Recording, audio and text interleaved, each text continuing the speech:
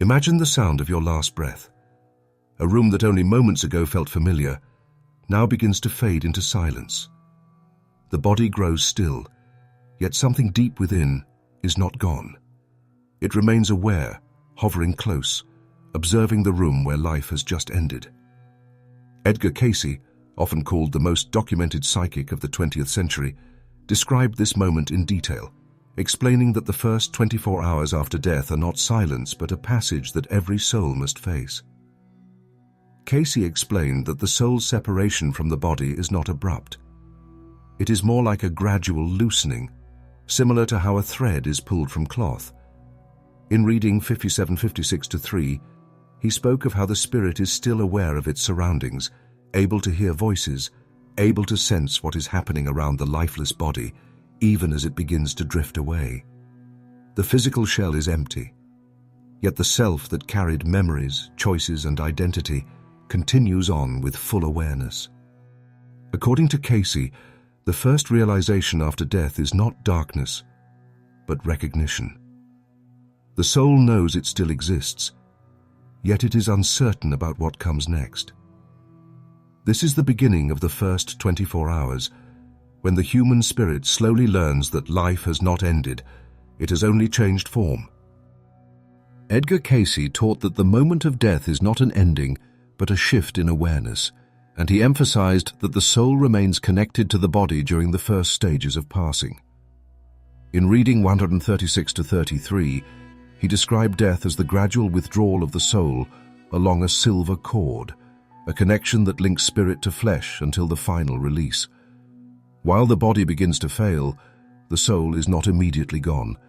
It is still present, still aware, observing everything as though caught between two worlds. This is why many who have stood beside the dying speak of a sense of presence that lingers after the last breath. Cayce confirmed that this presence is real. The soul does not instantly depart, but often remains for hours, sometimes for much of the first day, adjusting to the shock of separation. For the one who has passed, time feels different. Minutes and hours do not flow as they did in life. There is a sense of floating, of being unbound, yet still tethered to the familiar body and the space around it. Imagine a man in his 70s who has lived a quiet suburban life. His final moments take place in a hospital room, his family gathered, monitors slowly ceasing their rhythm.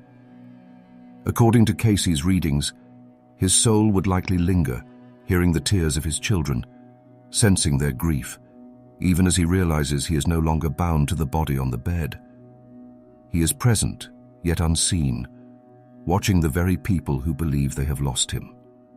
Cayce warned that this initial stage can bring confusion, particularly for those unprepared for death.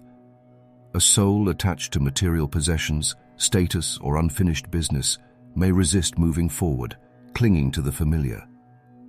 A businessman who worked tirelessly for wealth may find himself drifting through the office he once controlled, unable to accept that others now carry on without him. A mother deeply tied to her children may resist leaving the home, unwilling to surrender her role, even as her presence becomes only a faint impression in the rooms she once filled. The moment of death, Cayce explained, is therefore not uniform. For some, it is a peaceful release, a quiet recognition that they are no longer bound to flesh. For others, it is filled with denial and resistance, as the soul struggles to understand that the life it knew has changed form. What remains consistent in all cases is the awareness. The soul does not sleep. It does not dissolve.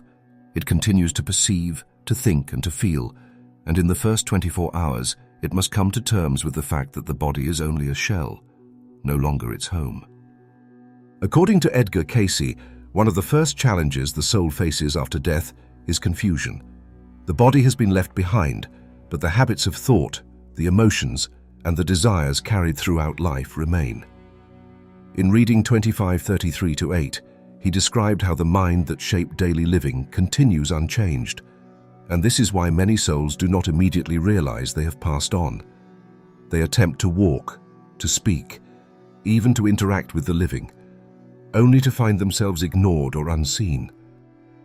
Cayce explained that the soul often lingers in familiar places during this stage. The newly departed may remain near the hospital bed, the home, or the workplace, moving through the same spaces as before, but now as a presence that no one else can detect. For those deeply attached to routines, the shock can be overwhelming. Imagine a man who spent decades commuting to his office, starting each day with coffee and news on his phone. After death, he may still try to follow this rhythm, attempting to sit in his favorite chair, unable to understand why his family walks past him without acknowledgement. This confusion is not punishment, but the natural continuation of consciousness. The thoughts one has at the time of death, Cayce said, are carried directly into the next experience. A woman who worried constantly about her children might find herself drawn to their bedrooms, listening as they cry for her, unsure why she cannot respond. A businessman who feared losing control of his company may wander through meeting rooms, trying to voice his opinions, frustrated that no one reacts. Cayce also noted that during this stage, souls are often met by familiar figures, sometimes relatives who have passed on before. These presences attempt to comfort and guide, helping the new arrival recognize what has happened. Yet the strength of earthly attachments can make this guidance difficult to accept. Some souls resist the call, preferring to stay near what they know, even if it means clinging to a reality that no longer belongs to them. This state of confusion highlights the importance of preparation in life. Cayce emphasized that spiritual awareness, even the simple understanding that life continues beyond death, can ease the transition. A person who lived with this awareness may quickly recognize the shift and move forward calmly, while one who denied it may struggle, caught between disbelief and the undeniable evidence of separation. In the first 24 hours, this confusion is common. The soul is learning to see without eyes, to hear without ears, to exist without flesh. It is the first lesson in a new reality, one that Cayce described not as an end, but as the opening of a doorway into broader realms of consciousness. Edgar Cayce often spoke of the panoramic life review, a moment when the soul sees its entire earthly existence unfold in a single sweep of awareness. Unlike the confusion of the first moments after death, this stage carries a striking clarity. In reading 1602-3, he described how the soul becomes aware of the patterns it created, the relationships it shaped, and the consequences of its choices, not from the limited perspective of the individual, but from the larger view of spirit. This review is not a court of judgment, nor is it a dramatic weighing of good against evil in the way many religious traditions have depicted it. Instead, it is more like opening a book and finding every page illuminated at once. Every decision made, every word spoken, every thought entertained becomes visible in relation to others. A kindness offered in passing, perhaps forgotten in life, is now felt in its full effect as it rippled into another person's experience. A careless word or selfish choice that seemed minor at the time is now seen for the hurt it caused, the disappointment it spread, or the opportunities it closed. For someone who lived in a modern world setting, this review might highlight things often overlooked in daily life. A father working long hours may suddenly see how his absence shaped his children, not only in missed events but in the emotions they carried forward. A woman consumed with social status may see how her pursuit of recognition influenced those around her, encouraging envy or feelings of inadequacy. A young adult caught in cycles of online anger may watch as their words traveled farther than expected, affecting strangers they never met. In the review, nothing is hidden, because the soul is no longer shielded by excuses or distractions. Cayce explained that the life review carries both beauty and sorrow, because it forces the soul to recognize the reality of what it has built. Many find comfort in seeing how even small moments of compassion carried great weight, reminding them that goodness is never wasted. Yet it can also be painful, because the review is not detached observation. It is empathetic experience. The soul feels what others felt, both the joy it inspired and the wounds it left behind. In this way, the review is a form of learning, not punishment. This stage also reveals the opportunities missed. A person who spent years pursuing wealth but neglected inner growth may see the emptiness of those achievements. A parent who withheld affection out of pride may finally grasp the longing it created in their children. A friend who chose silence instead of kindness may feel the loneliness their absence deepened in another's life. These recognitions are not given by some external judge, but are realized by the soul itself, which now understands the greater web of cause and effect.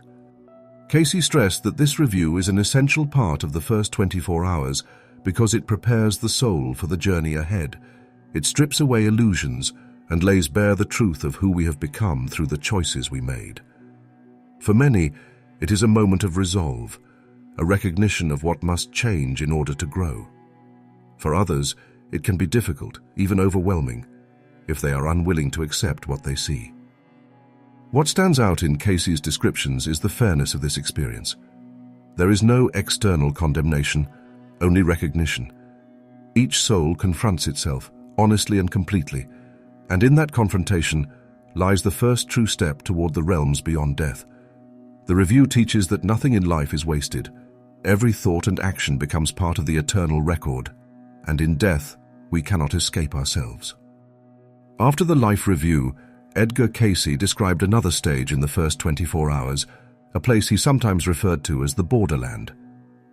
This is not a geographical location, but a state of transition, where the soul finds itself between the earthly and the spiritual, no longer tied to the body, yet not fully drawn into the higher realms. In reading 57:56-4, he explained that in this state, the soul is met by influences that reflect both its past attachments and its future possibilities.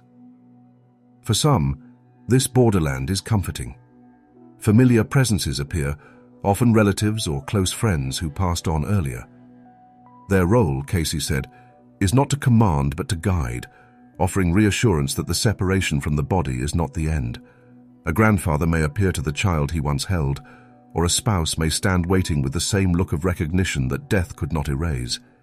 These encounters are meant to ease fear and to encourage the soul to accept the new reality. But not every experience in this stage is peaceful. Cayce noted that those who resist the process may find the borderland unsettling. A person who clings to material possessions may remain drawn to the physical world, moving through the halls of their home, unwilling to let go of objects they once prized. Someone consumed by ambition may drift through the offices or businesses they left behind, trying to hold on to influence that is no longer theirs. For such souls, the borderland becomes a place of unrest, a state where they feel present yet powerless. Cayce explained that spiritual readiness greatly shapes what happens here. A person who lived with some awareness of eternal life often recognizes familiar guides and moves forward with less resistance. In contrast, someone who denied or dismissed the reality of the soul may struggle, questioning what is happening and refusing the guidance offered. This resistance does not prevent progress forever, but it delays peace. The soul must eventually choose whether to cling to the fading echoes of earthly life or to move toward the call of higher realms. Examples from daily life can help make this clearer. Imagine a man who built his identity entirely on financial success. In the borderland, he may linger in the tall glass buildings he once worked in, trying to participate in board meetings that continue without him. Or consider a mother who defined her worth solely by her control over her children's lives. In the borderland, she may stay close to her family home, troubled that she cannot shape their choices as before. These experiences are not punishments, but they reveal how the attachments of life can shape the earliest hours of death. The borderland is therefore a place of decision. It is where the soul begins to accept the truth of its new state and where it is gently encouraged by loving presences to move beyond fear. Cayce described this as a vital threshold, one that reminds us that the choices we make in life carry forward, shaping how we respond when the veil finally opens. Edgar Cayce described that after the soul has faced the confusion of separation and the revelations of the life review, it begins to feel a pull that he often referred to as the call of the light. In reading 262-86, he explained that this is not simply a bright radiance, but a spiritual force, a drawing into higher states of awareness. It is experienced as both invitation and choice, a moment when the soul must decide whether to move forward or to remain near the familiar world it has just left. For those ready to let go, the light feels unmistakable. It is warmth without heat, a presence without weight, a clarity that dissolves fear. Many near-death experiences reported in modern times echo what Cayce described decades earlier, a tunnel or opening through which the soul feels pulled, accompanied by peace that surpasses anything known on earth. Cayce taught that this movement is not forced, but welcomed, because the soul recognizes it as home. Yet he also warned that not every soul responds in the same way. Some resist the light, unwilling to surrender attachments, afraid of losing the identity they built in life. A man who spent decades chasing recognition may hesitate, uncertain of who he will be without the titles he once held. A woman who built her security entirely on material possessions may cling to the memory of her house, reluctant to step toward a reality where such things no longer matter. The light calls, but it does not drag. It waits for willingness. Cayce explained that this is why spiritual preparation during life is so critical. A person who nurtured faith, compassion, or even simple openness to the idea of eternal life often recognizes the call and moves with less fear. In contrast, one who lived entirely for the external world may hesitate, caught in the belief that nothing exists beyond what can be touched and measured. The first 24 hours become not only a transition, but a test of recognition. Examples from daily life make this vivid. Imagine a man in his 60s, successful in career but deeply resentful toward others. When death comes, his bitterness follows him, and when the light calls, he may resist, unwilling to release the anger that defined him. Contrast this with a woman who, though she struggled, carried kindness in her daily encounters. For her, the call of the light is not a threat, but a relief, an opening into a place where love expands instead of contracts. The choice the soul makes at this stage does not end the journey, but sets its direction. Those who move toward the light begin to enter the higher realms Cayce described as spheres of growth, where learning and renewal continue. Those who turn away often remain earthbound, lingering close to the living, restless and unresolved. The light is patient, but it waits for recognition, and until the soul accepts it, peace is delayed. This is the culmination of the first 24 hours, the point at which the soul begins to realize that its destiny is not locked in place by death. It is shaped by the same freedom of choice that guided life, and in responding to the call of the light, the soul takes its first step into the eternal future. Edgar Cayce's readings remind us that death is not an end, but a continuation of consciousness, and that the first 24 hours after leaving the body are among the most important stages in the journey of the soul. The moment of separation, the state of confusion, the review of life, the encounters in the borderland, and the call of the light all reveal a truth that is both sobering and hopeful. We carry into death exactly what we cultivated in life. Cayce emphasized that there is no sudden transformation at the moment of passing. A person who lived with kindness and openness enters death with those qualities intact, and one who lived with fear or resentment carries those same conditions forward. The soul does not escape itself.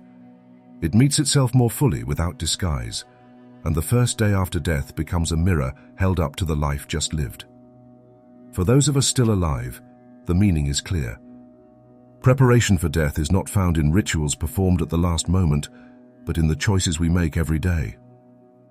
When Cayce was asked what matters most in facing death, his answer was simple: live in a way that keeps the mind and the heart aligned with what is eternal. Acts of compassion, honest reflection, and the willingness to grow spiritually are the true preparation. Think of how often we spend our energy on things that cannot follow us beyond the grave. Careers, possessions, titles, and arguments all fade when the body is left behind. What endures are the qualities of the soul, the love expressed, the patience shown, the wisdom gained through experience. Cayce's vision of the first 24 hours is not meant to frighten, but to awaken. One day, each of us will face this passage, and what we meet there will be shaped by what we are becoming now. The message is not one of fear, but of responsibility and hope.